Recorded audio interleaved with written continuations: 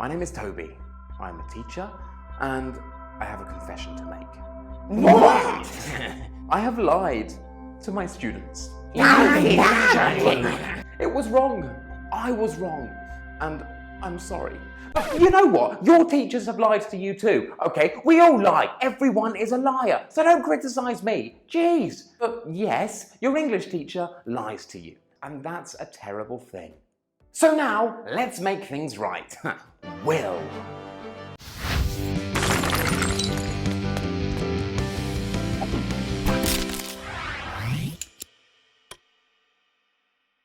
So then, why do we use will?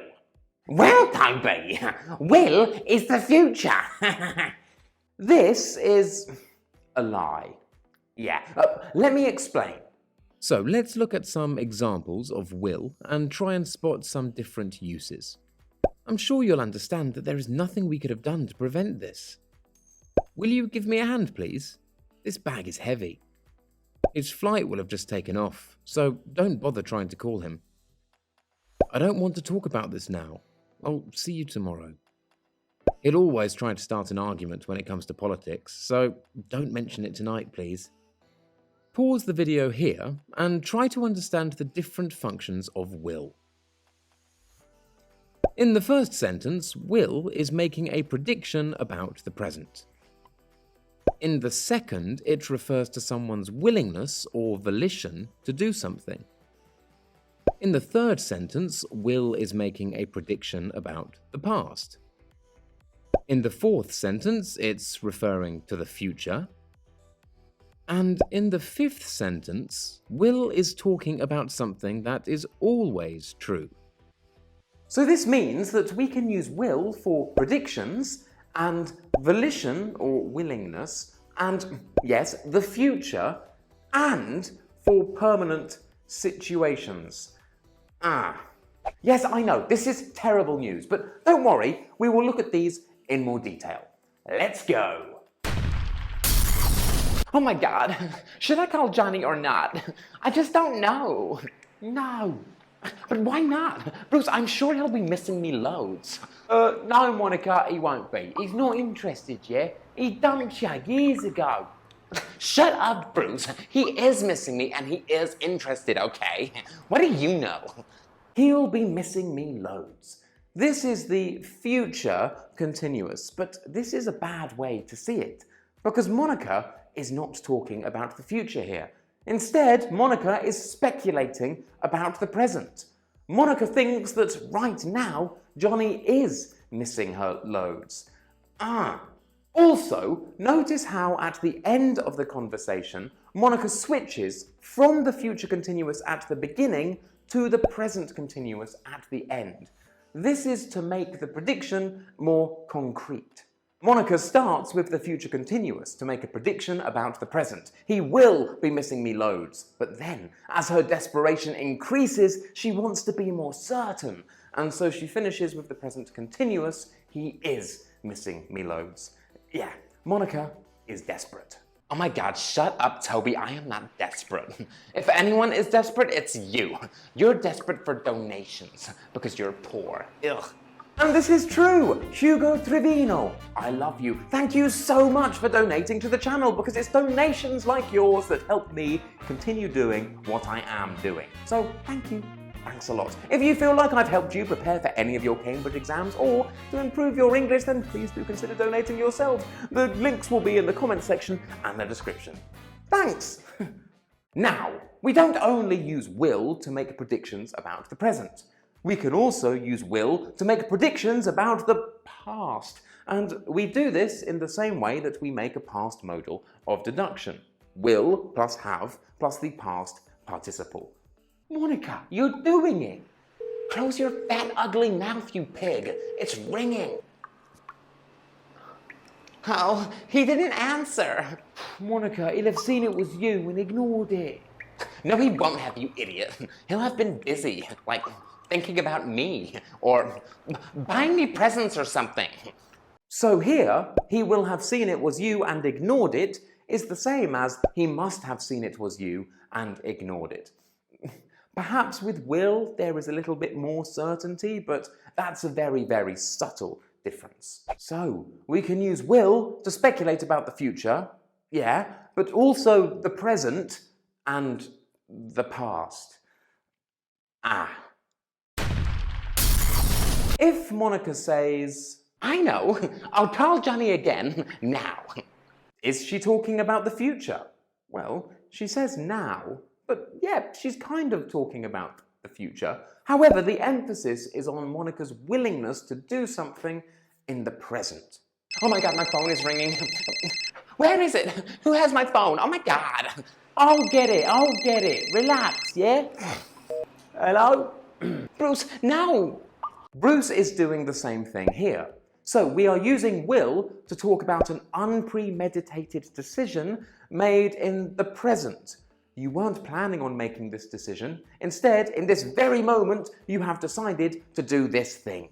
Are we talking about the future then? Well, yes, but also we're talking about decisions made in the present. We use will with the same function with promises.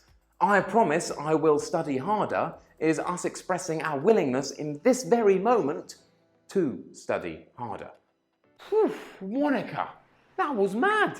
What happened? Bruce, tell me what happened now. Monica, if you'll shut up for 1 second, yeah, I'll tell you, all right? Now this is confusing. Have a look at this and tell me what you think is wrong. Yeah, if you will shut up for 1 moment, I will tell you. It's the will after the if. We don't normally do that. And normally, you're told explicitly to not do that. In fact, I told you not to do that in this video here. I know, I'm a pathological liar. A real bad boy. Ladies love me, because I lie. And this is true when we are using will to talk about the future. But here, will is not referring to the future. It's referring to willingness or volition. Here, saying if you will shut up for 1 moment is the same as saying will you shut up for 1 moment or would you shut up for 1 moment. So will is not being used to express the future here. Instead, it's being used to describe someone's willingness to do something. That's very different. For example, if you will help me by sending me donations, then I will help you by continuing to publish these great videos.